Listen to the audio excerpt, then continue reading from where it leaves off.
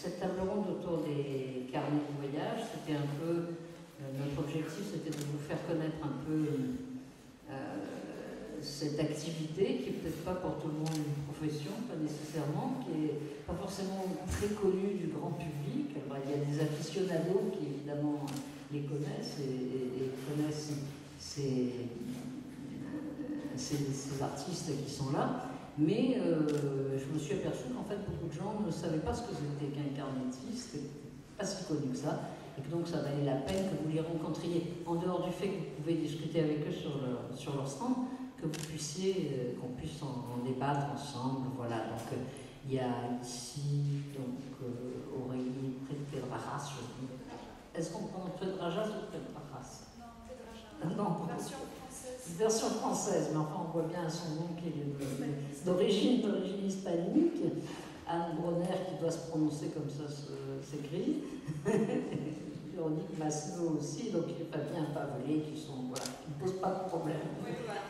Donc je vais passer un petit peu dans l'ordre. On ne va pas faire une chose trop formelle parce que justement les carnettistes ont la spécialité de n'être pas des gens formels.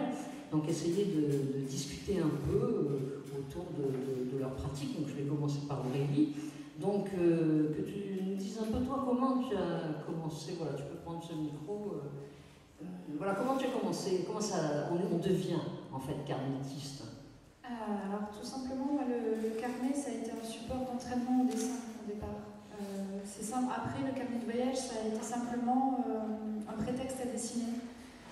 J'ai commencé les carnets quand j'étais au lycée, j'étais en section art plastique avec les copines, Lana, qui vont dans les cafés fumer. Nous, on allait faire de l'aquarelle au bord des berges du Tarn. Et puis ensuite, j'ai continué à Estienne, parce que j'ai fait l'école Estienne, un diplôme métier d'art de gravure. Et la première année, en fait, j'étais obligée de passer par une mise à niveau à appliquer qui est très intense, où on dessine beaucoup. Et notre prof, en fait, nous disait d'utiliser chaque minute et d'avoir toujours sur nous un carnet pour dessiner, que ce soit avec un bic, un crayon, peu importe le sujet, et d'avoir toujours un carnet sur soi pour dessiner. Et du coup, durant le temps de vacances, notre prof nous a incité à continuer. Et comme je suis partie en voyage, j'ai emporté mon carnet avec moi et c'est là où ça a commencé. D'accord, ça a commencé comme ça. Et alors, toi, la technique que tu utilises, c'est quoi? C'est du dessin, plutôt c'est de l'aquarelle, c'est quoi? De tout. Alors moi, je suis vraiment pluridisciplinaire, j'aime vraiment mélanger, je ne suis pas du tout puriste. C'est vrai que le carnet de voyage, c'est quelque chose d'assez personnel et chacun, il n'y a pas de règle. Enfin, pour moi, le carnet de voyage, c'est vraiment l'école de la liberté. C'est à la base quelque chose d'assez personnel, un carnet de souvenirs. Et vraiment, il n'y a pas de règle. Si on a envie de faire que de l'aquarelle, on ne fait que de l'aquarelle. Si on veut faire que du dessin, voilà. Moi, j'aime bien mélanger, faire des collages, de l'écriture, du dessin, de la peinture, de l'aquarelle, même des fois de la couture, mettre des tissus, mettre de la matière. J'aime beaucoup la mixité. Voilà, alors ça c'est un peu, oui, presque une contradiction des carnettistes, parce que quand tu dis le carnet de voyage c'est très personnel, bon bah si c'est personnel, qu'est-ce qu'on en fait après? Donc on le garde pour soi, on le montre, on fait quoi? Ça c'est vraiment tout un débat. À la base du carnet de voyage, l'origine, c'est le carnet du peintre. C'est vraiment comme Delacroix qui partait voilà, avec son petit carnet de croquis, qui faisait des croquis durant le voyage, qui lui servait ensuite de base, un peu comme un brouillon, pour ensuite faire ses tableaux. À la base, c'était ça. Après, c'était une sorte de journal intime. Et après, quand on a commencé à montrer qu'il y a eu une espèce d'engouement qui a été révélé aussi par les carnets du peintre Titouan Lamazou, c'est devenu une mode, une tendance de montrer ces carnets. C'est un peu comme si il y avait une nouvelle tendance de montrer les carnets de notes d'écrivains. Donc voilà, après tout est le débat. D'accord, donc voilà, on va voir, parce que justement, vous en faites tous des usages différents, donc soit d'exposer, soit de publier, soit de faire des cartes postales, faire des objets, donc plein d'autres choses. Donc actuellement, oui, donc quelles autres destinations, donc après cette première expérience, tu as faite et qu'est-ce que ça a donné, quoi? Comment tu as évolué dans ce... Alors, À la sortie d'Estienne, j'ai entendu parler d'un festival de carnet de voyage. Et ma prof, elle m'a dit, mais tu devrais tenter. J'ai vu qu'il y avait un festival de carnet de voyage. Donc j'y suis allée. J'y suis allée un peu comme ça, les mains dans les poches, avec juste les planches de mes carnets. Je ne m'étais pas du tout préparée à ce qu'on allait me demander. Puis finalement, les gens, je me suis aperçue qu'ils aimaient repartir avec un souvenir. Donc du coup, ils aimaient bien les cartes postales. Donc la fois suivante, on revient avec des cartes postales. Donc c'est comme ça qu'en fait, finalement, on arrive à faire des produits dérivés, à penser les choses. Et après, à force de faire des festivals, on rencontre des personnes, on finit par animer des ateliers pour partager, parce qu'on voit qu'il y a de la demande. Finalement, en fait, c'est la relation avec la public et la demande qui nous pousse à faire des choses. Et après, la base, comme la plupart d'entre nous, on est illustrateurs de métier. Moi, c'est mon cas. C'est vrai qu'on a une envie d'éditer, de publier après les carnets. Mais c'est devenu finalement, au départ c'était quelque chose de personnel et finalement c'est devenu un genre récurrent affirmé à part entière. D'accord, voilà. Donc ça c'est une dimension un peu importante qu'on passe de quelque chose qui est personnel, donc qui ne se montre pas nécessairement. Effectivement, quand tu cites Delacroix ou Gauguin, leur objectif n'était pas ni de publier leur carnet, ni même de les montrer, mais c'était un instrument de travail. Donc là, ça devient un peu autre chose, et puis surtout, maintenant, entre guillemets, médiatisation, la publicité qui a été faite autour des carnets de voyage, le succès aussi des salons du livre, par exemple, qui réservent une partie à des carnets de voyage, ou des salons spécialisés sur le voyage, sur l'aventure, et même des salons maintenant entièrement consacrés aux carnets de voyage, fait que ça change aussi un peu le métier, en tout cas. Voilà, je voulais demander aussi peut-être, je ne sais pas à qui, Philippe peut-être. Alors Philippe, il a une pratique particulière, c'est qu'il choisit enfin tu vas nous expliquer, de publier son carnet de voyage tel quel. C'est un copier-coller quoi en fait. Voilà, donc je te laisse. Bonjour, excusez-moi, je suis arrivé un peu en retard parce que je faisais un déploiement. Oui, en fait moi je ne fais pas le carnet comme beaucoup ici pour le publier par la suite. Hein. C'est vraiment, en plus, ce que j'aime bien c'est que c'est quelque chose qui est venu du public. J'avais fait un calendrier pour ma famille avec les jolis dessins. Et puis il y a des gens qui m'ont dit mais pourquoi vous ne publiez pas les carnets? On y a réfléchi et puis voilà. Et c'est vrai que comme on le fait nous-mêmes, c'est ma compagne au départ qui avait créé sa maison d'édition pour ses livres. On avait donc un support, on avait un imprimeur, on avait une légitimité entre guillemets éditoriale. Donc on s'est dit on va les faire nous-mêmes parce que j'imaginais très bien que l'éditeur n'allait pas vouloir publier mes carnets comme ça. Donc on a volontairement pris le parti de ne pas retravailler le texte. On le retape quand même pour enlever les fautes d'orthographe, les maladresses d'écriture, voilà, parce que j'écris le soir fatigué, avant de dormir, souvent même à la place de dormir de plus en plus, sans trop réfléchir à l'orthographe, aux accents et tout ça. Donc c'est du premier jet, ça étonne souvent parce qu'il n'y a pas de rature dans mes carnets, mais pourtant c'est du premier jet, comme les dessins, à part quelques rares exceptions. Et la particularité de mes carnets aussi, c'est que donc j'arrache jamais de page, c'est sans filet, donc sans brouillon non plus, et je fais relier le dernier jour sur place. Puisque c'est des petits cahiers en fait que je trimballe. La reliure est faite sur place et après je l'habille ou je l'habille pas si elle est déjà faite. Et donc c'est vrai qu'on a publié quasiment tel quel, en rajoutant les cartes, en traduisant, parce que je fais aussi participer les gens que je rencontre. Enfin. Et il y en a combien là de carnets de voyage? Alors comme ça maintenant il y en a 7. Donc vous voyez là, enfin vous les verrez en bas, on peut les faire circuler si vous voulez. Il s'agit donc de son carnet, c'est très propre, il y a une très jolie écriture. Moi j'aime bien l'appellation carnet de route, comme on l'a appelé, brut de voyage, parce que c'est ça, quoi. C'est vraiment plus qu'un carnet de voyage, c'est un carnet de route. D'ailleurs des fois il y a des gens qui ouvrent et qui disent ah oui mais il y a pas, c'est un carnet de voyage, mais il n'y a pas beaucoup de dessins.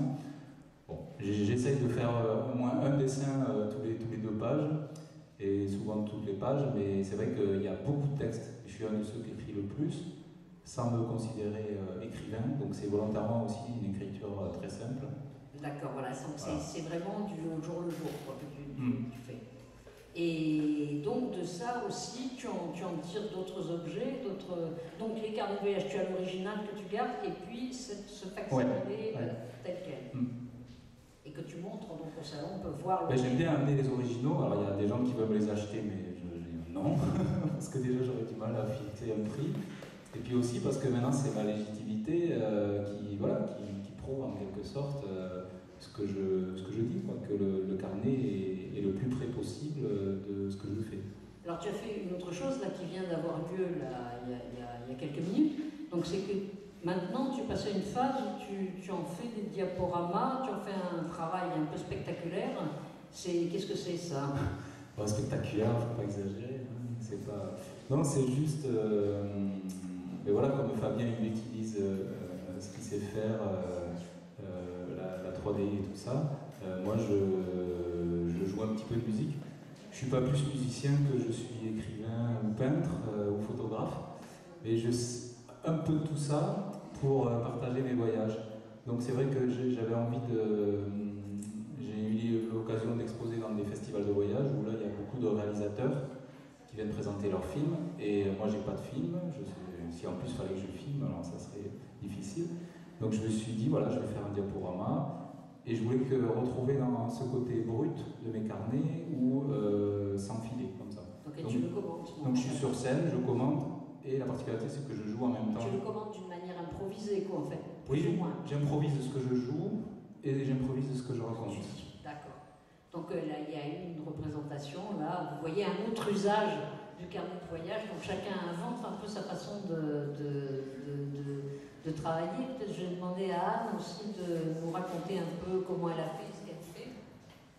Alors moi, je suis plutôt la régionaliste de la troupe d'aujourd'hui, c'est-à-dire je suis la fille de l'Est.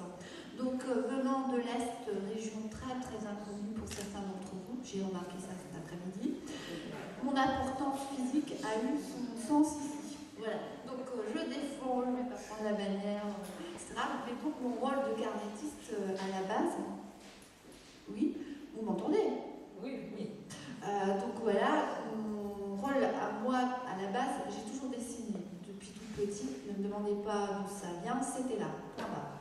Donc j'ai dessiné, je suis partie à vélo et j'ai donc tout simplement croqué déjà toute petite les premiers paysages qui étaient au bout de la rue, au bout de mon jardin, les paysans étant à la campagne. Donc, en grandissant, j'ai dit ouais, génial, ça ne me quitte pas. Je suis passée par les Arts Déco de Strasbourg pour situer un petit peu. Ensuite, par l'enseignement, j'ai pris toutes sortes de chemins parce qu'il faut aussi libre. Donc, c'est pas évident de vivre du dessin, de sa plume, même si vous avez des rêves conséquents autour du dessin. Je ne viens absolument pas d'une famille d'artistes. Je suis un cas spécial dans ma famille, toujours et encore. Ils ne comprennent pas toujours non plus comment je peux évoluer dans ce monde. Je suis parfois une entité extraterrestre. Pourtant, je n'ai pas spécialement d'antenne visible. Mais bon, il y a des particularités qui ont fait que ça ne m'a pas quittée, même si j'ai essayé de suivre d'autres chemins. Donc il y a quelques années, mes enfants, mon mari ayant un peu plus de moyens pécuniers, nous avons visité beaucoup la France, la région Lorraine. Mais dès que nous avons eu un peu de moyens, allez, billets in the pocket, les enfants et mes crayons et ma boîte d'aquarelle. Donc, de manière très spontanée, mon carnet de voyage était égoïstement rien que pour moi. Je partais avec ma famille, je n'avais aucun autre état d'esprit que de prendre des choses comme ça, pour moi et uniquement pour moi. Donc, moi, j'insiste toujours encore aujourd'hui, le carnet de voyage, c'est un dernier, une contrée dans laquelle vous pouvez vous éclater librement. Alors, aujourd'hui, c'est vrai qu'il y a les aléas éditoriaux qui sont arrivés, il y a toutes sortes de gens qui sont intéressés, mais à la base, moi, mes carnets étaient uniquement faits, uniquement pour moi. Et à la rigueur, j'ai fait des carnets pour mes enfants, en me disant un jour, quand je serai plus là, ils pourront mettre leur nez d'une autre manière, via le dessin ou l'écriture, et penser à ça. Donc j'ai les carnets de grossesse, pour vous dire, étant maman, que le carnet de voyage peut être un voyage intime, un voyage au bout de sa rue, un voyage au bout du jardin, un voyage dans sa région. Donc moi, j'ai aussi privilégié mon côté local, vivant dans l'est de la France. Je me suis dit, je connais, c'est ce que j'ai parcouru depuis très longtemps et depuis toute petite.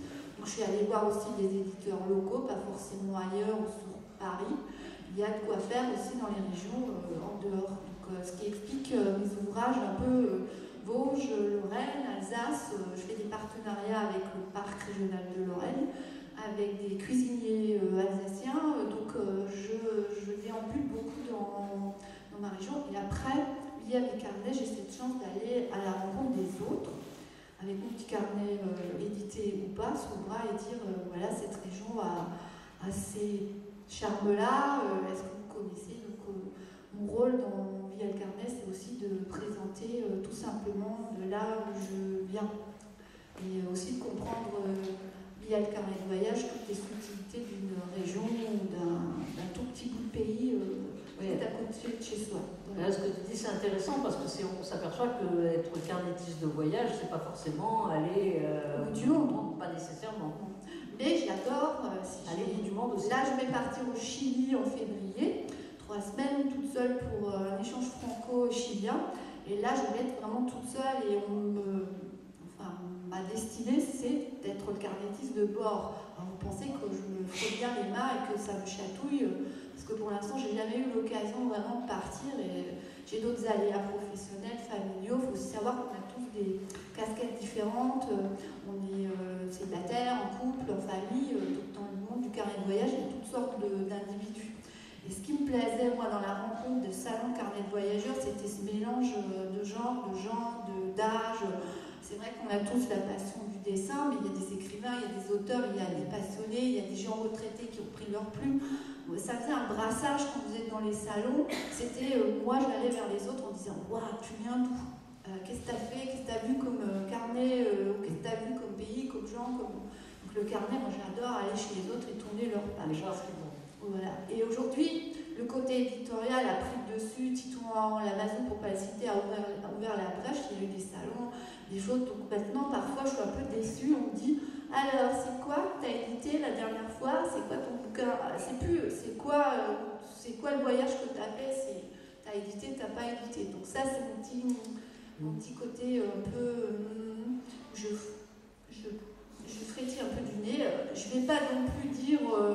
ou rejeter la chose, j'ai bien profité de la vague aussi, parce que voilà, j'ai édité des bouquins, mais c'est pas sa nature profonde.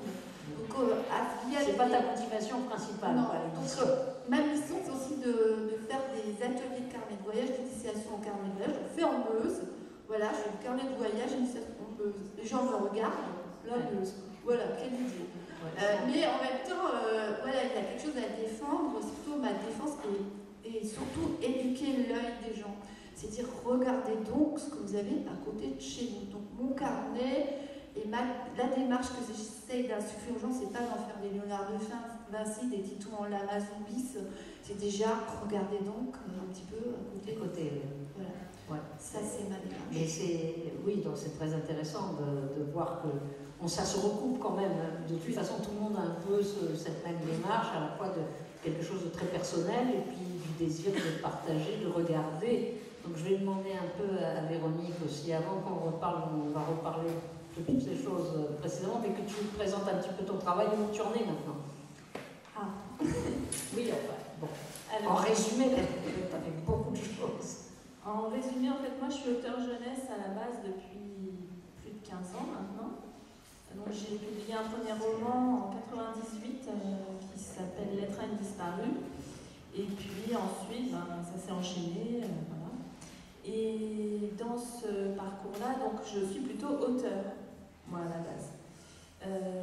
Mais en fait, j'ai toujours dessiné tout le temps. J'ai fait aussi quelques albums que j'ai illustrés. Mais je voyage beaucoup, donc forcément, à un moment ou à un autre, les choses se rejoignent. Et je me suis mise à dessiner en voyage. Et puis, petit à petit, les choses se nourrissent aussi les unes les autres. Et pour expliquer pour ce livre-là, par exemple, il est né d'une rencontre, c'est plutôt un carnet de voyage reportage, et il est né d'une rencontre avec un illustrateur jeunesse qui s'appelle Bruno Pilarget, avec qui j'ai travaillé sur cet album-là, qui s'appelle La Grande Vague. Donc ça, c'est l'édition jeunesse. Et lui, il fait des carnets de voyage aussi de son côté. Donc il en a fait au Vietnam, en Chine, et puis il est allé en là pour lire en fait en 2008 et il a eu envie d'y retourner et de monter en fait un projet là-dessus. Voilà, et là il m'a recruté en fait comme auteur.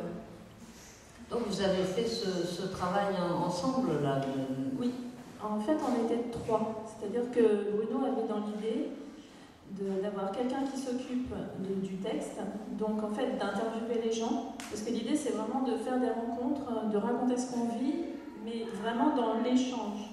Et donc dans le livre il y a beaucoup de portraits de gens et je leur donne la parole aussi, il y a beaucoup de, entre guillemets, c'est eux qui parlent. Donc voilà, moi j'étais l'auteur, lui il était l'illustrateur dans le sens beaucoup portraitiste, puisque j'interviewais les gens, lui il les dessinait.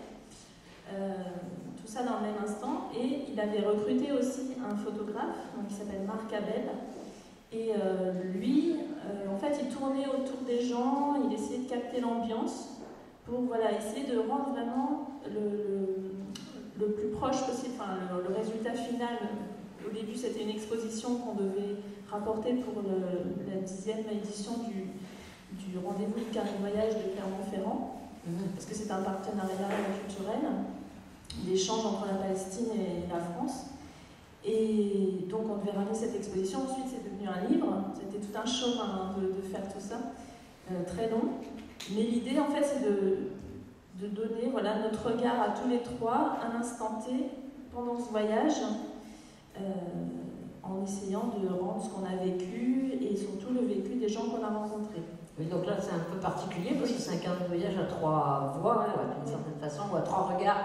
Trois regards qui se croisent sur un événement. Oui, là, c'est pas un carnet intime. Oui. Voilà. Parce qu'en plus, on donne vraiment beaucoup la parole aux autres. C'est pour ça que c'est... C'est à cheval sur le reportage, voilà, entre le reportage et le carnet de voyage. Donc c'est un autre type de travail, un peu particulier. Donc vous voyez, ça peut prendre des formes très, très différentes. Donc je vais passer la parole à Fabien, qui a l'air d'être le plus jeune, je ne sais pas si c'est vrai. Peut-être on fera une compétition. Donc voilà, donc toi aussi que tu nous expliques un peu de comment tu as commencé et qu'est-ce que tu as fait. Alors, comment j'ai commencé Tout simplement en voyageant, avec un carnet sur moi, parce que comme tous l'ont dit, on est avant tout des dessinateurs, des gens qui aiment dessiner et reproduire ce qu'on voit. Et on ne se balade jamais vraiment sans du papier et des crayons.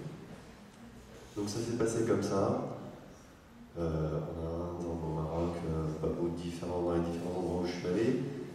Et c'est vraiment, pour ce qui est passé à l'édition, ça a vraiment commencé suite au voyage au Maroc, qui a suffisamment suscité l'attention pour générer un livre. Et c'était un sujet aussi suffisamment replié, suffisamment complet. Sinon, moi, mon approche elle est très simple, c'est que je pars en voyage de la manière la plus simple que je peux. Donc au Maroc, j'étais avec une petite 125, une toute petite moto, je suis parti de Paris, j'ai tracé plein sud. Au bout d'un moment, à force d'aller au sud, on arrive au Maroc, plus loin. En Hongrie, j'étais à pied. Je suis parti de Budapest du haut de mes chaussures et j'ai fait le tour du pays à pied avec mon sac à dos, ma tente que je plantais là où la nuit me prenait. En Mongolie j'étais à cheval, en France j'étais en vélo. Donc quelque chose toujours très simple, aussi simple que possible pour laisser les choses arriver et pour pouvoir m'arrêter vraiment où je veux pour dessiner. Parce que quand on se retrouve dans un bus, même si c'est un petit bus, pas forcément un grand bus touristique qui fait le tour, mais juste un petit bus local, mais il y a des fois on voit un truc passer par la fenêtre et on se dit non, c'est juste là que je voulais m'arrêter moi, parce que là il y a un truc génial. Et sauf que c'est parfois difficile de sauter sur le chauffeur pour dire stop, et on s'arrête là un quart d'heure, juste un quart d'heure, on repart. Donc voilà, un début dans une volonté de simplicité et de contact direct avec l'environnement que je retrouvais. Voilà, oui. Donc je voulais un peu vous reposer des questions à tous, parce qu'on voit bien qu'il y a des lignes de force qui se dessinent. Il y a quelque chose, vraiment la première chose qui m'apparaît, c'est, voilà, qu'est-ce qui est premier? Est-ce que c'est le dessin? Pour certains, ils ont dessiné très tôt et puis voyagé, ou est-ce que ça va ensemble, forcément, le dessin et le voyage, ou est-ce que c'est le voyage qui est le désir de voyage qui est premier, on dessine avant, je sais pas, les uns et les autres, allez, Philippe. Moi, bon, on a chacun notre expérience. Pour ma part, en fait, c'est assez amusant parce que c'est le premier voyage seul. J'avais voyagé un petit peu avant, mais accompagné. Et c'est ce premier voyage seul quand je suis parti il y a 20 ans en Tunisie, en stop, depuis Pau jusqu'à Marseille, puis traversé en bateau, et puis voilà. Donc c'est ce premier voyage seul où j'ai eu plus qu'une envie, c'était un besoin d'avoir un compagnon de route à travers donc un carnet où j'avais envie d'écrire et de dessiner. Alors moi c'est particulier parce que je n'en ai jamais écrit de ma vie. Alors bien sûr je suis allé à l'école, mais j'ai jamais écrit de journal, voilà. Et j'avais jamais dessiné en dehors de chez moi le week-end. J'avais jamais en dehors du week-end et de mes études d'archi. Et donc voilà, je suis parti avec cette idée de cahier que comme je ne savais pas combien j'allais en remplir, je suis parti dès le départ. En fait, j'ai pas changé la formule, quoi. Mon tout premier carnet, c'est le même format. C'est peut-être un peu mon côté autiste, je ne sais pas. En fait, toujours est-il, si j'ai agrandi un peu le format, mais ce principe de cahier que je relis à la fin, je l'avais déjà. Et j'ai déjà eu aussi cette idée de faire écrire les gens, de les faire dessiner. Alors dans les premiers carnets, il y a même beaucoup plus d'écrits que de dessins. Et il n'y avait pas du tout de couleur. Parce que le dessin, enfin pour ma part, il y a beaucoup de progrès qui se sont faits depuis le premier, de voyage en voyage en fait. Parce que je dessinais pas pendant l'année non plus. Je dessinais en archi, mais c'était complètement différent. Et c'est en voyage que le dessin comme ça s'affine. Et donc il y a un équilibre entre le texte et... Justement, est-ce que maintenant tu voyages pour dessiner? Alors, je voyage, c'est toujours une question. Non, j'aime dire que non. Je voyage pour voyager, pour aller rencontrer d'autres cultures, d'autres religions, d'autres bouffes, d'autres musiques, tout ça, d'autres langues. Et par contre, je ne conçois pas de voyager sans carnet, sans dessiner, parce que, juste deux mots, mais le plus important en fait pour moi, c'est que ça a été de ce premier voyage-là un peu une révélation, à savoir que ce carnet permettait d'avoir un support pour me rappeler le voyage, d'avoir un support aussi pour le partager, et la chose la plus importante que j'avais complètement sous-estimée, c'est que ça me faisait tout simplement voyager différemment, puisqu'on était obligé de se poser quand on dessine. C'est pas comme une photo, ça prend du temps, ça on est tous d'accord, et du coup on s'imprègne de là où on est, ça prend du temps, les gens viennent, enfin voilà. Donc énormément de contacts en fait se sont générés grâce au carnet. Voilà, justement ça c'est la question aussi que je voulais poser aux autres, vous l'avez plus ou moins évoqué, mais qu'est-ce que ça induit du rapport aux autres? Parce que bien évidemment quand on voyage, nous les voyageurs lambda qui ne dessinons pas, ou qui faisons dorer le gribouillon sur nos coins de cahier, on n'a pas ce même rapport. On prend des photos, mais il est bien évident que prendre la photo, c'est pas la même chose. D'abord, Philippe vient de dire quelque chose d'important. Pour dessiner, il faut qu'on s'assied, qu'on se pose, qu'on se mette dans un endroit. Donc, je pense que ça change les choses. Je ne sais pas, Aurélie. Oui. D'ailleurs, pour moi, c'est ça qui est merveilleux. C'est pour moi le carnet de voyage. C'est un moyen de communication et d'entrer en contact avec les gens. L'année dernière, j'étais partie en Inde et j'ai rencontré des personnes qui ne parlaient absolument pas anglais ni français. On n'avait aucune langue en commun, parce que je ne parle pas le tamoul couramment. Donc, malgré tout, c'est une population qui aime entrer en contact avec nous. Donc, des fois, on se pose des questions par langage de signes, du style toi, comment tu t'appelles, ou est-ce que tu as un bébé, et le carnet, en fait, permet vraiment de rentrer en contact. Quand on montre le carnet, vraiment les portes s'ouvrent. On voit les comportements changer. Je suppose parce que ça intrigue les gens quand on vous voit assis en train de dessiner. Enfin, il y a une curiosité de qu'est-ce que vous faites, quoi. Oui, alors soit les gens s'amassent autour jusqu'à ce qu'on ne puisse plus voir ce qu'on dessine. Soit ça m'est arrivé aussi, il y a une complicité, un jeu qui se crée avec les personnes. Par exemple, au Maroc, il y avait des enfants qui me regardaient dessiner et qui avaient envie d'être dans le dessin et qui ont repéré juste le petit blanc qui est resté sur mon dessin et qui s'est mis en réel en place pour que je le dessine. Donc ça m'a fait énormément sourire. Voilà, donc il s'est mis dans le champ pour que je le dessine. Et, voilà. Et donc il y a vraiment un jeu qui s'instaure. Au Burkina Faso, j'ai à peine eu le temps de m'asseoir et de dessiner 3 traits. Je voulais faire la scène du marché de loin. Ça a marché. Elles sont venues à moi, elles m'ont fait « Qu'est-ce que tu fais là ?» J'ai commencé à lui montrer. Quand il y a déjà des dessins, c'est pour ça le premier dessin, c'est rarement un portrait. Le premier dessin, c'est tout et n'importe quoi. Une chaise, des légumes, pour montrer quelque chose. En fait, et les gens, en fait, quand ils voient, ils viennent et après, voilà. Et après, ils viennent et quand elle a vu, elle m'a dit « Viens avec moi ». Et j'ai passé 2 heures sur ce marché de légumes tenu par les femmes, à leur tirer le portrait, à rigoler, à parler, à s'échanger. Et voilà, et vraiment ça a été un grand moment de partage et un moment unique et on est reparti, voilà, le cœur plein de couleurs et ça c'est grâce au carnet, ce moment-là, je n'aurais pas pu le vivre autrement. Et Anne, alors dans les Vosges, qu'est-ce qui se passe quand tu dessines? Moi je suis la sauvageonne, j'avoue que je suis pas très... Les premiers contacts c'est d'abord la nature, moi je vais courir dans les bois pour ne voir personne. J'ai un peu cette tendance à plutôt fuir l'humain, donc je suis un peu en contre-courant. Moi, je vais plutôt aller dessiner des arbres.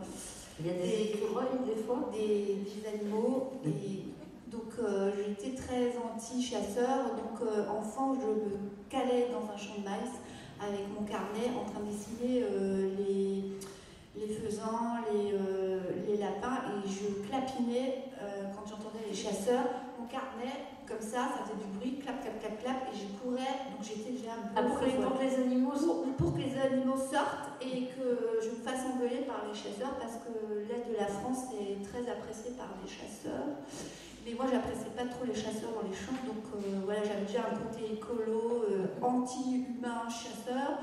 Donc moi, c'est d'abord plutôt les petites bêtes et la nature. Après, vous verrez dans mes carnets, il y a plutôt des façades, des monuments, des animaux. Les humains arrivent un peu après. Donc j'ai pas le même rapport aux humains. Mon côté sauvageon, enfant de la campagne, faisait que j'ai même arrivé à Paris. Pour moi, je suis agressée. Donc des voyages comme l'Inde, moi c'est pas mon trip. Je suis allée en Islande, vous voyez.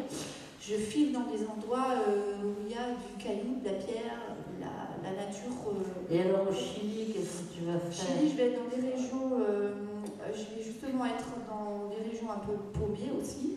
Et en même temps aller à la rencontre, j'adore les enfants. Ça c'est les premiers vers lesquels je vais via mes carnets. Avec les enfants, j'ai toujours un contact génial.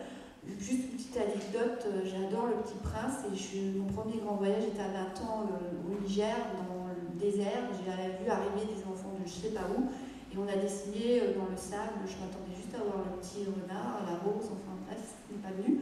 Mais je me suis trouvée, je suis très poétesse aussi, j'imagine dans mes mondes et les carnets des mondes qui n'existent pas.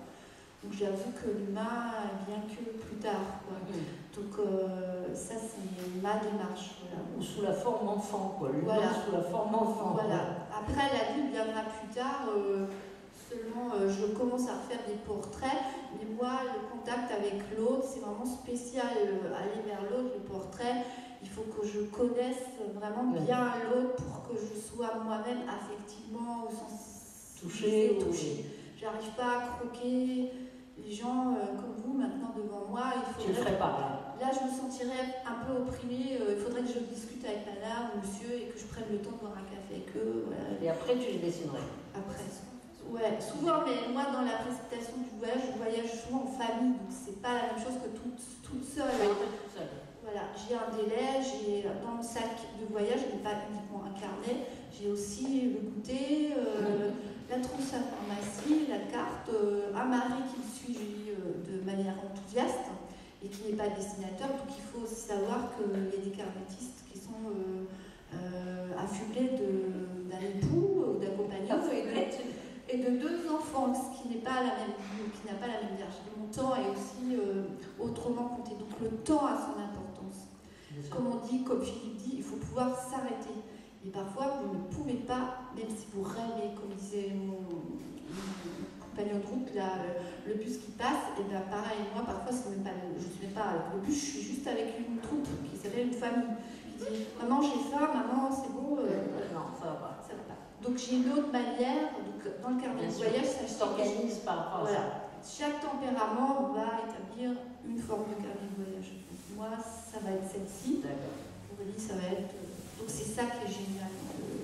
Et Véronique, alors comment ça se passe toi Justement, ça m'a fait penser, en entendant ce que vous disiez, cet été j'étais en Crète et puis on était à l'entrée d'un monastère et c'était bien stipulé qu'on n'avait pas le droit de prendre de photos, et notamment des photos des nonnes. Et il y avait une nonne qui m'intéressait beaucoup parce qu'elle était très très sévère, elle gardait l'entrée, elle bondissait sur les gens en aboyant qu'il fallait payer l'entrée du monastère. Elle avait la bourse dans la main comme ça. Puis on est resté assez longtemps parce qu'il y avait un baptême, donc les gens avec qui j'étais avaient envie de voir comment ça se passait, une cérémonie de baptême. Donc moi je me suis mise en retrait, j'ai commencé à dessiner puisqu'on ne pouvait pas faire de photos. Donc moi c'est idéal, je me mets dans un petit coin, je commence à dessiner. Et puis à chaque fois que son regard me croisait, je faisais comme si je dessinais autre chose. Et puis petit à petit, j'ai quand même fini par attirer leur attention. Et bon, ensuite, du temps a passé. Puis moi, j'ai fini mon dessin et je suis retournée vers l'entrée du monastère. Et là, je suis rentrée dans leur champ de vision. Les nonnes étaient rentrées dans la boutique à côté, une boutique où elles vendaient des icônes très sombres. Et puis donc, j'ai tourné la tête et je les ai vues et elles m'ont fait comme ça. Alors je me suis dit, oulala. Je suis rentrée dans la boutique avec mon carnet et elles m'ont dit Your book. Alors j'ai ouvert, alors j'ai dit Travel Sketchbook. Donc j'ai commencé par le début qui n'avait rien à voir avec la Crète pour leur montrer. Ils ont dit oui, mais aujourd'hui, ici. Alors je leur ai montré et alors là je me suis dit quelle va être la réaction, quoi. Est-ce que c'est comme une photo ou pas? Et là elles ont éclaté de rire quand elles ont vu la photo de leur collègue, le dessin de leur collègue justement représenté avec elles ont tout de suite vu le porte-monnaie, elles étaient mortes de rire. Et elles ont dit, alors j'ai dit, moi voyant que ça se passait bien, j'ai demandé si elle pouvait signer de son nom en grec. Et puis elle était peut-être un peu vexée par la réaction de ses religieux. Donc c'est la chef en fait qui a signé et qui a daté le dessin. Alors ça a marché quand même. Ouais. Elles n'ont pas déchiré ton pas carnet. du tout. Et Fabien, quelle expérience tu as toi rapport avec les gens?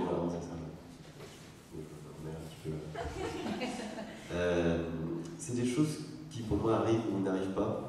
C'est-à-dire que vu que je voyage souvent seul et un peu au bord des routes, il y a des journées qui se passent sans qu'on voit personne, il y a des journées où juste on voit des gens, on les voit passer plus ou moins loin, sans qu'il y ait rien qui se passe. Et des fois ça arrive, donc c'est quelque chose que je provoque rarement, volontairement, mais qui arrive, c'est des éléments qui arrivent d'eux-mêmes, soit quand les gens me voient dessiner, comme Philippe disait, parce que ça attire énormément en effet, soit quand j'ai un problème, parfois il faut aller un peu demander un coup de main à ce qui se passe aux gens à côté, ou quand je suis sur leur chemin, parce qu'en effet, voilà, en Hongrie, je dormais dans les champs, et au matin, c'est pas rare, on se retrouve nez à nez avec l'agriculteur, ou avec un tracteur, comme ça m'est arrivé, attendez 2 minutes, et ça crée déjà un contact, éventuellement une discussion. Voilà. Et voilà, alors peut-être je voulais aussi aborder d'autres choses, peut-être que les gens ne le savent pas, c'est que la plupart d'entre vous, vous animez des ateliers, donc là, c'est une autre de vos activités, c'est que lors des salons du livre ou différentes rencontres, quand vous êtes, je sais que vous intervenez aussi souvent dans des écoles, je voulais que vous fassiez part un peu de cette activité-là, qui est une activité, donc pas de voyage, mais une activité de transmission de votre pratique. Donc je ne sais pas, tu veux, Philippe? Puisqu'on en est parti pour faire le tour. Vous avez remarqué, c'est pas une table ronde en fait. Bon, c'est pas grave. Oui, des ateliers dans les écoles. Bon, ça, je vais laisser les filles en parler. J'en fais aussi. Je suis plus à l'aise moi avec les plus grands à partir de CM1, CM2. Avec les plus petits, je peux aussi, mais c'est pas ce que je préfère. Et moi, j'aimerais parler de quelque chose que je fais. Je sais pas si le font mes collègues. C'est des ateliers en prison. On me paye pour faire s'évader des prisonniers, c'est fantastique. Puisque les gens me disent qu'ils aiment bien mes carnets parce que ça fait voyager. Et l'idée n'est pas venue de moi, mais j'avais exposé à Bayonne et la médiathèque m'avait proposé de faire des ateliers à la maison d'arrêt de Bayonne. J'ai dit pourquoi pas, mais je flippais pas mal. Surtout quand je suis arrivé dans la prison et qu'on m'a filé un talkie-walkie, j'ai foutu ma banane dans un casier, on m'a filé un talkie-walkie, et on m'a dit bon, à la ceinture, et en cas d'agression, en cas de problème, t'appuies sur le bouton rouge. Et on m'a largué dans une pièce comme ça avec des tenues. Et puis c'est comme au cinéma, quoi. La prison, c'est des clés, des portes, des grilles qui s'ouvrent, une salle, et des prisonniers, on ne sait pas trop ce qu'ils ont fait, on ne sait pas pourquoi ils sont là.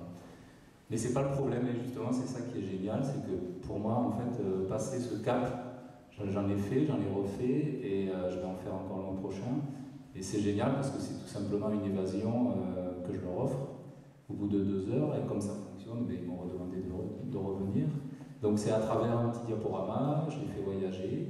J'ai fait aussi ma présentation avec le Wood sur une séance. Et puis après je m'arrête sur une image et je leur demande de dessiner. Alors là j'ai des trucs géniaux, vraiment des trucs géniaux, comme par exemple, il y a pas mal de gitans. Alors un gitan, c'était en Birmanie, une pagode avec une petite cabane. Et le gars il me dit, oh la cabane en bambou elle me plaît pas trop, je peux mettre ma caravane. C'est génial, je dis mais oui, vas-y, dessine ta caravane.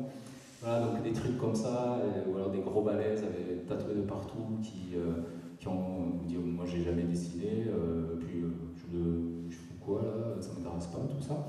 Et 2 heures après, il est comme un gamin devant son dessin, voilà, c'est ça qui est très chouette. C'est fort. Et Aurélie, toi tu animes souvent des ateliers avec différents publics, quoi. Oui, alors moi c'est plus les petits qui m'intéressent. Généralement, à partir de l'adolescence, ça se complique. Généralement, ce qui me plaît chez les enfants, c'est qu'ils ont une certaine liberté et spontanéité, ils ne réfléchissent pas, ils n'ont pas peur, ils se lancent et ils se jettent à l'eau, et c'est ce qu'il faut pour être créatif, c'est se libérer de tout carcan, de toute idée préconçue de bien faire, juste de faire. Et c'est là où se passent les choses.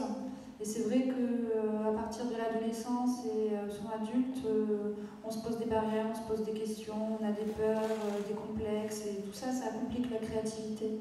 Donc c'est vrai que c'est assez plaisant avec les enfants de pouvoir leur faire découvrir et mener le chemin. Et je fais aussi avec les adultes, lors de salons, de biennales, de festivals.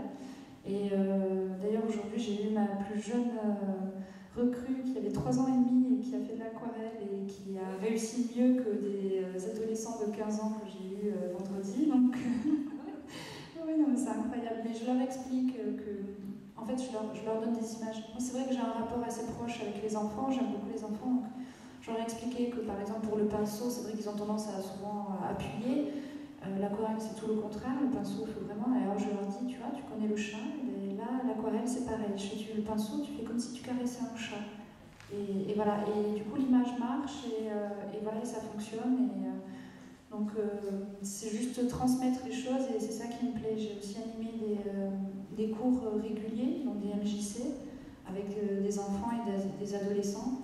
Et j'ai eu un enfant, par exemple, que sa mère l'avait inscrit pour un problème de motricité et de concentration. À l'école, il avait énormément de mal à rester en place et aussi à écrire petit. Il avait tendance à faire très gros et à être assez énergique. Et le dessin, ça l'a aidé à se concentrer. Et au début, sur un format raisin, donc c'est des grandes feuilles comme ça, quand je disais de séparer en 6 cases, faire des dessins à creux de Chine, il me remplissait tout en 2 minutes en me disant j'ai terminé. Et finalement, au fil du temps, il a réussi à gérer l'espace dans sa feuille et du coup à se gérer lui-même dans l'espace. Et à la fin, sa mère m'a remercié pour ça, donc ça l'a beaucoup aidé à l'école. Et c'est là où j'ai compris que finalement le dessin, en fait, c'était une grande force et ça pouvait apporter des choses à côté de ça, outre le côté créatif. Donc c'est ça qui m'a plu. Et Anne, alors toi, avec les petits-enfants de l'Est, c'est pas que ceux de l'Est, hein, je ne peux pas m'afficher. Et donc, oui, parce que tu disais que tu avais un rapport facile avec les enfants. Oui, moi je vais beaucoup dans les campagnes. Donc voilà, parce que les enfants des campagnes n'ont pas toujours accès au musée, à la culture. On dit bien des choses, nos hommes politiques, pour ne pas les citer. Et quand il s'agit tout près, dans un petit bled de 400 habitants, fin fond des Vosges, moi je viens avec ma boîte magique. Je fais la magicienne carnétiste. Je ramène de la poésie, des couleurs et je veux que les enfants y rêvent. Donc le carnet de voyage, pour moi, c'est d'abord un voyage dans sa tête. Après, j'essaye de montrer aux enfants que via un bout de papier, un crayon, 3 petits bouts de couleur ou un truc qu'on peut s'évader, c'est pas gagné, parce qu'aujourd'hui, nos enfants sont tellement sollicités par tellement d'autres médiums qui sont géniaux, que j'utilise aussi, hein. Mais de s'arrêter et de juste poser, par exemple, ses petites fesses, les jambes sans chaussettes, sans chaussures dans l'herbe. Voilà, les séquences commencent comme ça. Regarder le ciel et voir passer les nuages. Donc tout ça, je fais beaucoup avec le tactile, avec le nez, avec le goût, avec les yeux avant de dessiner. Et ensuite, je les amène vers le dessin. Ça vient avec une pâquerette écrabouillée, hein, ça donne du jaune, un coquelicot, ça va donner du rouge. Donc moi, je reste très proche de ce côté et je n'en fais pas des artistes. Je vais plutôt essayer de les ramener à regarder, à goûter. Et le carnet va être l'outil où on va mettre sa trace. Donc vous trouvez des petits pieds nus qui ont barboté dans une flaque d'eau avec de la boue. Et hop, on pose son pied dans le carnet. Oh, mon pied, voilà. Donc, oh, mes mains sont sales. Voilà, c'est des choses toutes simples comme ça. Et après, tu vas aller vers ton voisin, vers l'autre et regarder. Donc, en même temps, ils vont respecter l'univers dans lequel ils sont. Donc, la nature. Son voisin qui est peut-être pas tout à fait pareil. Donc, je travaille avec des enfants qui sont dits pas normaux, c'est un mot horrible. Pour moi, ils ont tous des capacités géniales et via cet outil, donc le crayon et le carnet, le dessin, on peut emmener des enfants justement qui ont des soucis qui ne sont pas de la normalité. Donc moi, c'est ma démarche dans mes ateliers de carnet de voyage. Et je vais jusqu'aux plus âgés. Donc je rencontre aussi les gens dans la maison de retraite qui ont oui, j'ai fait une fois, 2 fois, parce que voilà, des Alzheimer, des choses comme ça. Et au niveau de la mémoire, donc pareil, c'est des jeux tout simples. Hein. Même reconnaître son doigt, une couleur, un souvenir. Donc moi j'ai une relation plutôt dans mes ateliers de sensibiliser et je reviendrai au mot voir. J'ai aussi une approche par rapport au malvoyant, je suis touchée par ça de manière personnelle dans mon entourage. Donc là en ce moment j'ai aussi ce côté comment je peux raconter un carnet ou un voyage ou une balade, une chose comme ça pour des gens qui ne voient pas. Donc pareil, je vais utiliser les doigts, des matières. Voilà. Donc mon carnet va s'étaler sur d'autres choses. Quoi. Et aller à la rencontre justement via cette géniale petite chose vers d'autres gens. Des adultes, j'en fais aussi, mais un peu moins.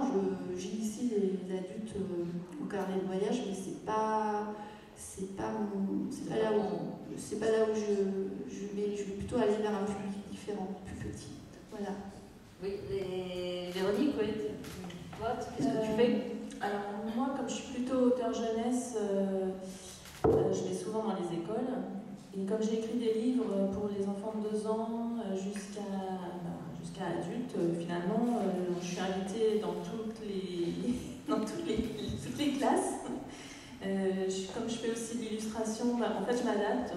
Mais par exemple, comme ici aujourd'hui, j'ai fait un atelier d'initiation à l'art postal. Moi je suis très branchée correspondance, art postal, communication en fait. Moi j'ai besoin d'entrer en communication avec les gens. Je ne sais pas très bien si tout le monde sait ce que c'est l'art postal, donc si tu peux repréciser en 2 mots. L'art postal, en gros, c'est créer soi-même un courrier artistique, enfin personnel, donc ça a très...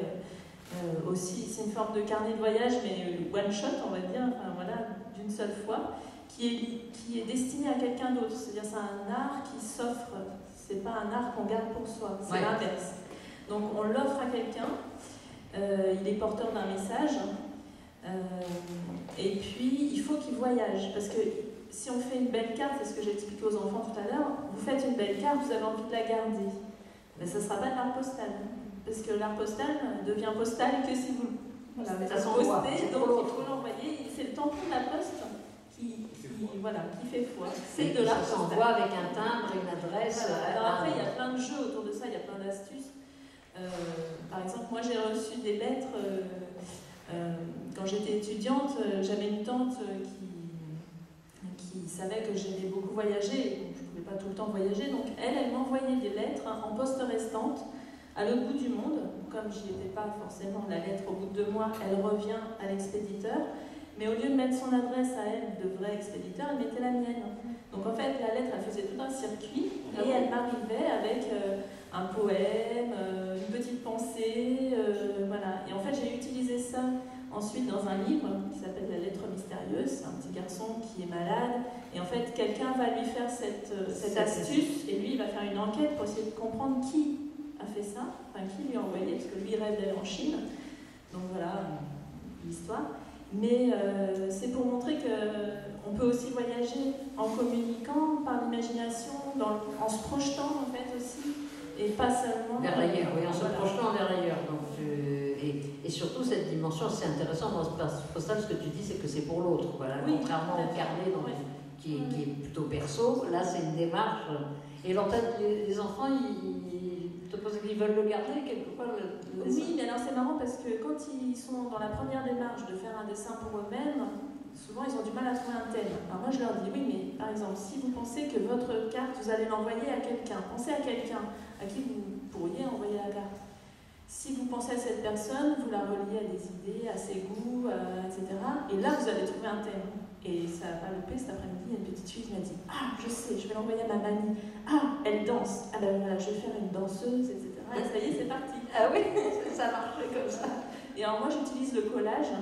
Je leur interdis de dessiner, ce qui est très difficile parce qu'en fait, ils sont habitués à tenir un crayon, à dessiner, etc. Alors il y en a qui ça les libère parce que pas besoin de dessiner. Alors là, on collecte des images absolument partout, on brasse beaucoup d'images, de signes, d'écriture étrangère. J'essaye de nourrir ma base de plein de choses différentes, des couleurs, des paquets d'emballage, des choses justement qui font voyager aussi simplement par leur texture, par leur impression. Et ça déclenche et ensuite, voilà, il faut composer, donc il y a tout un... Mais... par exemple, je leur interdis de prendre la colle au début, parce que sinon, ils découpent, ils collent. D'accord. Non, il faut tout découper, collecter, ensuite on trie ce qu'on va vraiment garder, on compose son image, et seulement après, donc c'est aussi un apprentissage de la patience, de la construction de l'image, etc. Comment on va construire son travail et pas coller tout de suite. Oui. Et Fabien, tu as des expériences de ce type, toi?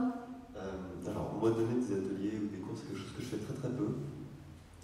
J'ai des amis qui m'ont accompagné, je travaille beaucoup dans les bars à Paris, en fait, donc j'ai des amis qui m'ont accompagné, pas seulement pour boire des bières, aussi pour qu'on dessine ensemble, voilà, aussi des bières en même temps, ça peut libérer.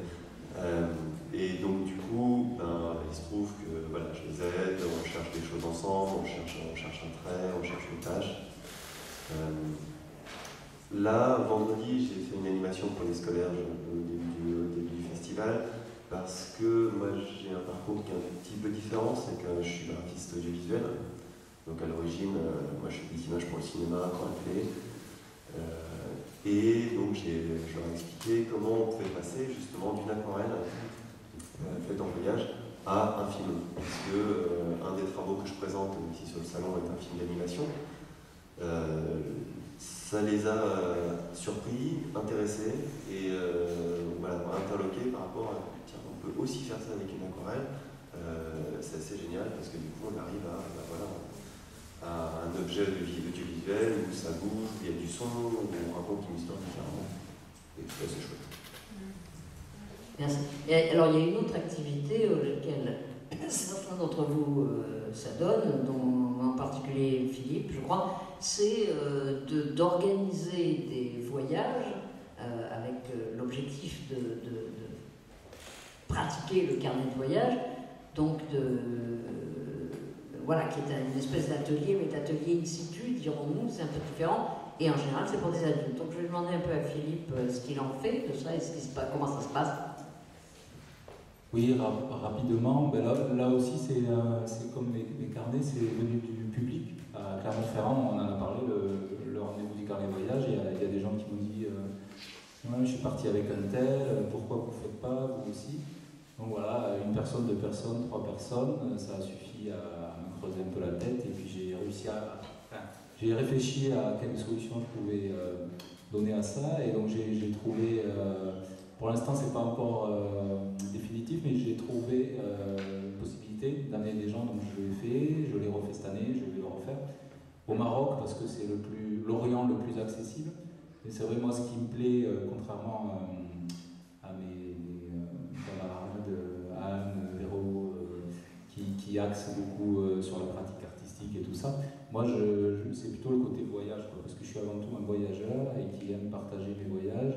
Et c'est l'idée que les gens puissent voyager aussi en profitant de ce plaisir de voyager avec un crayon dans les mains et un pinceau. Donc c'est, y compris aux débutants, j'avais mis ça pour essayer de rameuter des gens. Et en fait, je me suis rendu compte que c'était même plus intéressant avec les débutants, parce que du coup, les progrès ils sont spectaculaires. Et les gens se font vraiment plaisir à partir du moment où ils sont motivés, même s'ils sont vraiment débutants. À la fin de la semaine, ils repartent avec un carnet. Et du coup, on fait le voyage ensemble. Moi, je fais d'abord le voyage la semaine d'avant pour faire mon repérage. Je vois les lieux intéressants où s'arrêter. Du coup, je fais des rencontres comme je fais dans mes voyages où j'ai l'habitude d'être seul. Et on peut même retrouver ces rencontres avec le groupe. Et du coup, c'est vraiment sympa.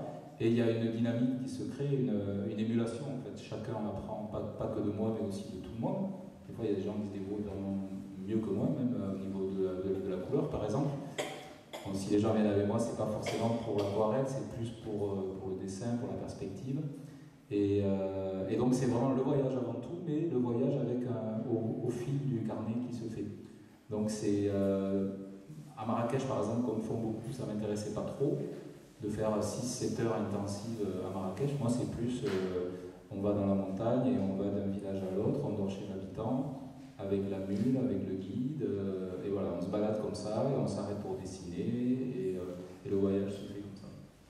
Je vais essayer de le faire en France, et puis un peu plus loin peut-être.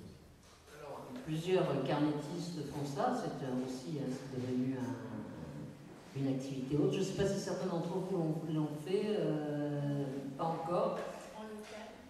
En local, tu l'as fait là. Voilà, mais en tout cas, si certains d'entre vous ont envie de partir avec Philippe, n'hésitez pas, je ne sais pas, vous vous adressez à lui pour regarder sur ton site. Sinon, il se fait aussi des choses parce qu'on n'a pas, il n'y a pas la nécessité d'aller au bout du monde aussi pour faire un carnet de voyage, comme disait Anne. Il y a local, mais ce que j'ai fait, j'ai pas fait de voyage organisé à l'étranger pour l'instant, pas eu l'occasion. Mais j'ai déjà organisé des sorties dessins au musée du Quai Branly, par exemple. Et il y a tellement une foison d'œuvres et un regard particulier sur l'ailleurs que, en fait, c'est un excellent moyen de dessiner. Moi, mes premiers carnets de voyage, ça a été mes carnets de musée et d'exposition. Encore une fois, de formation à l'Estienne, où on devait voir un certain nombre d'expositions et dessiner dans les musées. Donc, on peut bien faire un carnet de voyage dans le musée sur l'art africain ou autre. Oui, avec une thématique. Oui, tout à fait. Ouais. Et c'est sympa aussi. Mais c'est très intéressant, je dis, parce que des gens comme moi qui dessinent horriblement mal, de temps en temps, je m'y essaie quand même. Et c'est vrai que le fait d'essayer de dessiner quelque chose fait qu'on le regarde. On est obligé de le regarder. Même si on fait quelque chose d'affreux, ça veut dire que si je dessine cette salle, je suis obligé de la regarder, de comprendre comment elle est faite. Voilà. Et donc, ça modifie. Quand on est en voyage, donc dans un univers qui n'est pas forcément le vôtre, même si c'est la forêt proche, ça oblige à regarder.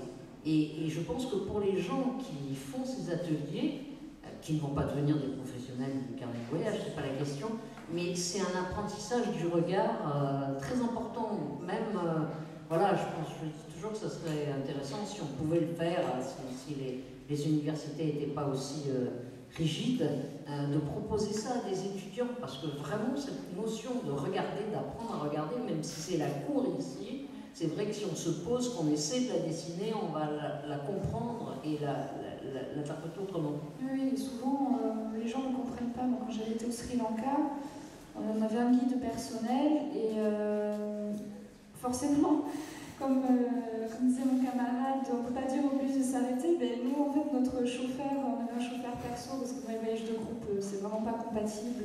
Voilà, puis en plus, j'ai du mal à supporter les touristes français et l'étranger en général.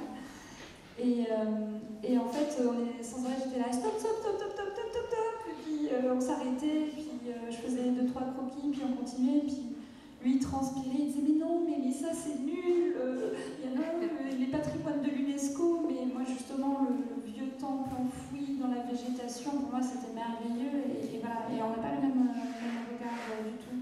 Et aussi, autre chose, c'est que le carnet, ça intensifie le souvenir, mais d'une manière incroyable. C'est-à-dire quand on reste assez longtemps assis, alors parfois avec des courbatures dans les jambes, parfois avec la chaleur, mais chacun de mes dessins fait en voyage, dans mon carnet, je pourrais dire exactement dans quelle position j'étais. Si j'étais accroupie, si j'étais entourée d'enfants, si j'étais debout, adossée, assis sur un sac de grains. Chaque dessin, je me rappelle exactement ma position. Et ça fait de votre voyage quelque chose de beaucoup plus intense. Et mes photos, je ne peux pas en dire autant. Absolument. Mais voilà, je pense que c'est une belle conclusion qui a incité les participants ici, les spectateurs, à vous essayer au dessin, seul ou avec ses camarades. Si vous avez quelques questions, on peut encore vous répondre, bien sûr, les uns ou les autres, ou tous ensemble.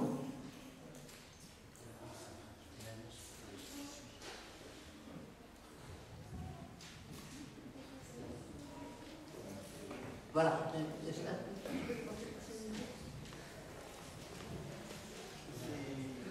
Oui, c'est pas tout à fait une question, c'est une remarque.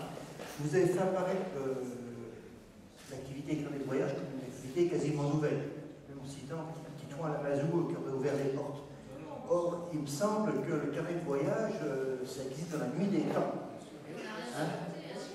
Est-ce que les murs de l'ESCO ne sont pas déjà un carnet de voyage? Non, c'est juste, ça a été juste reconnu comme un mouvement par entière, c'est tout. Oui. Mais ça, effectivement, ça existe. Et moi, je suis un ancien marin. Dans la marine, il y a un homme très respectable qu'on appelle le peintre de la marine, qui est d'ailleurs renouvelé fréquemment. Et depuis les siècles anciens, il était chargé de rapporter ce que l'on ne pouvait pas voir ailleurs que là où les bateaux allaient. C'est aussi bien les paysages, les habitants, les animaux, les plantes. Donc pour les botanistes, les naturalistes, c'était important qu'il y ait des carnets de voyage qui étaient alors on en voit plein dans les planches ici d'ailleurs, qui ont un caractère scientifique. Là, c'est maintenant, au niveau des enfants, effectivement, j'ai toujours incité les miens à faire du carnet de voyage photographique ou dessin d'ailleurs, hein, pour les inciter justement à avoir un regard, une compréhension sur, et ne pas avoir une partie quelque part avec le groupe scolaire pour tout oublier les 15 jours qui suivaient, mais avoir une trace et puis pouvoir en parler. Alors, pour moi, le carnet de voyage, c'est vraiment très, très ancien. D'ailleurs, ça a commencé par les colons, avec les gravures qui étaient rapportées, bon, qui étaient souvent fantasmées et imagées, mais il y avait les carnets de notes des explorateurs, il y a les botanistes, et aussi Delacroix, avant Tito, n'a rien inventé non plus. J'ai aussi une dernière remarque, vous avez dû remarquer à mon accent, mais je suis aussi un homme de l'Est, donc je peux aussi faire la promotion des Vosges, de l'Alsace, qui sont... il y a des paysages d'opérette, des choses magnifiques à découvrir à tous les coins de France. De France et de Navarre. Je disais juste Tito à la Mazou, pour le citer, c'est pas notre référent majeur, mais Tito a surtout ouvert la brèche dans l'édition. Oui. C'est ça, c'est pas notre maître à nous. Moi, je veux dire, les grottes de Lascaux, quand je les vois, je veux dire, les rhinos, les éléphants, enfin les mammouths plutôt, waouh, je suis bouche bée, quoi. Donc, c'est pas pour le citer, il faudrait le citer plus souvent le corps qui était son professeur, etc., les beaux-arts, etc., qui est un marin, Titouan, c'est juste celui qui a un peu éperonné l'édition et qui est rentré avec des ouvrages et qui a un peu ouvert la brèche dans lequel on s'est un peu faufilé derrière lui. Donc voilà, c'est pas notre... pour le public qui a découvert la carnet de voyage. Voilà, il a ouvert quelque chose d'ancien qui existe. Si vous allez, il y avait une expo il y a quelque temps au Louvre sur les codex de Léonard de Vinci. Moi, je vous avoue, c'est affolant, c'est un carnet de voyage à tomber par terre. Il étudiait, il regardait les vaisseaux sanguins par les cascades. Enfin, il y a dans ces hommes, souvent des scientifiques à la base, botanistes, la Pérouse, même Napoléon qui emmenait sa troupe à travers l'Égypte. Je veux dire, tout ça, on s'en garde ardemment et quand on voit les planches, on ressort de là un peu la tête en disant waouh. Est-ce qu'il y a quelqu'un qui voulait poser une question encore? Les gens ne partent pas. Juste une... Ne partez pas. Moi, je suis pas de l'Est, juste une annonce. Je suis du pays de l'Amazon, justement. Je suis béarnais. Merci d'abord de nous avoir fait voyager en prison, à l'étranger, en France, auprès des enfants, des vieux, des autres. Juste une question, c'est vrai que quand on n'a pas la chance, le talent que vous avez, on prend des photos. Bon, c'est déjà ça, mais ce qui est très frustrant quand on prend une photo, c'est qu'on vole un visage, on vole une expression. Éventuellement, aujourd'hui, on peut quand même montrer à la personne qu'on a pris en photo la photo qu'on a prise. Moi, j'ai été au Vietnam, mais c'est vrai que c'était super de voir les enfants rigoler, de se voir en photo. Est-ce que vous avez justement la possibilité de croquer un visage et de le laisser comme ça, comme un cadeau? Ça doit être aussi une expérience intéressante. Oui, c'est déjà arrivé justement où quand je dessine dans mon carnet, ils veulent le dessin, mais je ne peux pas trop arracher la page. Donc je prévois généralement toujours un petit bloc spiralé, parce que généralement je n'utilise pas les spirales pour dessiner, c'est parce que ça me gêne au niveau du dessin. Et puis j'aime bien des fois surfer d'une page à l'autre. Et le carnet spiralé, c'est parfait pour pouvoir arracher la page, au contraire. Et quand j'étais en Inde, il y avait des petites... des petites vendeuses roms, mais en Inde. Elles sont souvent mal regardées par les autres Indiens. Et le fait que je les dessine et que je lui offre, déjà, elle était toute heureuse. Pourtant, c'était juste au crayon vitré. Et du coup, les gens étaient étonnés. Et du coup, j'étais agglutinée par les gens et qui, finalement, les ont regardées différemment. Donc, et c'est aussi parfois un moyen de troc. Moi, ça m'est déjà arrivé quand j'étais en Guadeloupe avec plus trop de sous. Et puis la dame, quand elle avait mon carnet, mais j'ai besoin d'une en-tête pour mon polycopier, des épices, où je fais des recettes pour les clients. Ben, je lui dis, est-ce que tu me payes? Il me dit, je te paye en épices. Je fais, ok, c'est parti. Parce que moi, j'adore cuisiner les épices. Et voilà, donc des fois, c'est contre une course de taxi, des fois pour remercier quand on est hébergé ou contre un repas. Et l'échange se fait. Et au Burkina, ce que j'ai fait aussi, c'est j'avais des vendeurs qui venaient, qui essayaient de me revendre, fourguer toutes les choses, puis finalement on commençait à discuter, puis finalement j'achète quelque chose, et je lui dis mais attends, pose avec, et je te dessine avec ce que je t'achète. Puis alors là on me voit genre oh moi, je vais me dessiner, et puis il pose et il y avait un vendeur de bijoux Touareg, je l'ai dessiné, et quand il a vu le dessin, il était tellement content qu'il m'a offert des boucles. Donc c'est aussi ça, c'est apporter de l'intérêt aux gens et de pouvoir partager. Ou alors si je ne peux pas donner, je prends leur adresse quand il y en a. J'ai découvert qu'au Burkina Faso, c'est pas toujours simple, il n'y a pas forcément d'adresse, ou une adresse email. Et au retour, je fais une copie et je l'envoie. Et voilà, et parfois j'ai des retours, parfois pas. Et voilà, ça peut se partager aussi au retour. Merci. Merci pour ce formidable partage autour des carnets de voyage. Si vous voulez, vous êtes invité à un autre partage, celui de la parole poétique, avec l'alphabet des voyages, dans cette salle.